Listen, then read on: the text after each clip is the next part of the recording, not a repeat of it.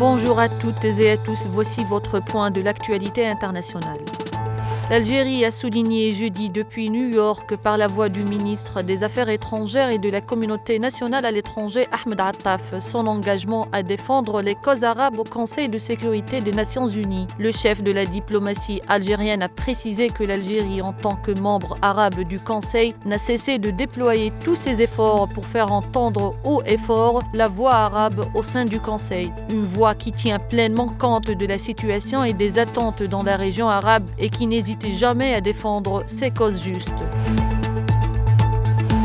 Au Liban, les agressions des forces de l'entité sioniste cette semaine ont forcé plus de 90 000 personnes à quitter leur domicile, dont 70 000 se sont entassés dans 400 écoles et autres sites, ont déclaré jeudi les humanitaires de l'Organisation des Nations Unies. Le Bureau de la coordination des affaires humanitaires de l'ONU a comptabilisé le nombre de personnes déplacées depuis lundi avec les données de l'Organisation internationale pour les migrations qui s'attend à ce que les chiffres augmentent.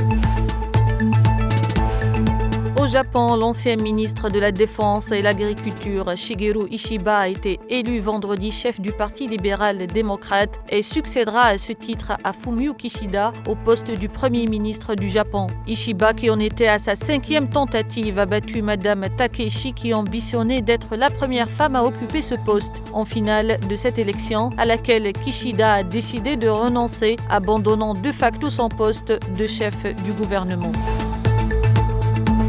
Aux États-Unis, l'ouragan Hélène a fait 2 morts vendredi lors de son passage dans l'État de Géorgie après avoir tué une personne en Floride alors qu'il déferlait sur les côtes du sud-est des États-Unis, ont annoncé les autorités locales. Plus de 55 millions d'Américains sont concernés par une alerte météorologique avec le passage de l'ouragan Hélène, avec des avertissements de tornades dans le nord de la Floride, en Géorgie et dans les Carolines. C'est la fin de l'info, merci de l'avoir suivi.